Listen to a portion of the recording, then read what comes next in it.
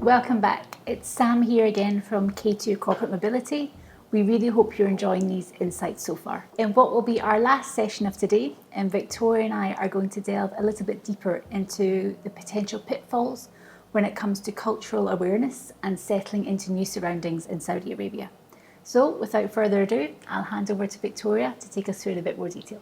Thank you so much, Sam. I actually think this is one of the most important topics that we'll discuss today. Let's be honest, if an assignee moves into a house and they're not 100% happy, they can always move. If an assignee doesn't find the first choice of school that they want their children to go to, they can find an alternative school option, and then once a place becomes available, they can then move the children.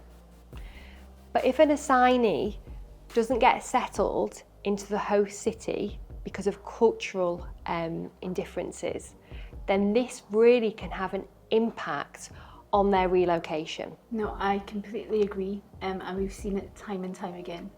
I think with Saudi Arabia perhaps being a Muslim culture, it can also take Western expats a little bit longer to settle.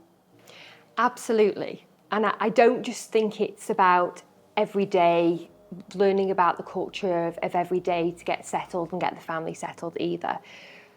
The corporate who's relocating their employees and the assignee, they need to understand the differences in the culture in the host city when it comes to work culture, work ethics, because obviously it is such a diverse culture, depending obviously where they're coming from as well. It's imperative that they understand the differences to be able to get settled into the new environment. No, I completely agree. What advice, I guess, would you give to corporates who are currently moving employees, whether it's Saudi Arabia or throughout the Middle East? I think regardless of where you're moving your employees, it really is key to make sure that they're educated on the culture, so that they don't face huge culture shocks. It's imperative. You know, we see time and time again that we work together, people don't get settled, or the family don't get settled, and this really can have a huge impact, as I said, on the whole relocation. So we've worked together obviously for a long time, and we've been offering our clients, particularly in Saudi Arabia, the cultural awareness training programs, and we can offer these even as group tours. Our group tours have been hugely successful, haven't they?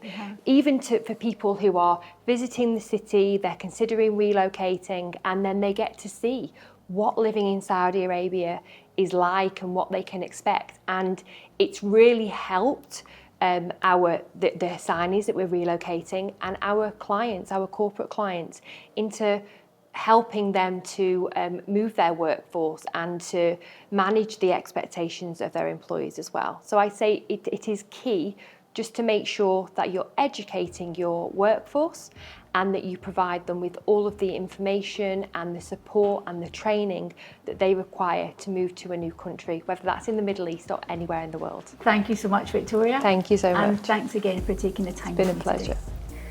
These sessions have given a fantastic introduction and oversight into the difficulties that our clients can face when moving their population into Saudi Arabia.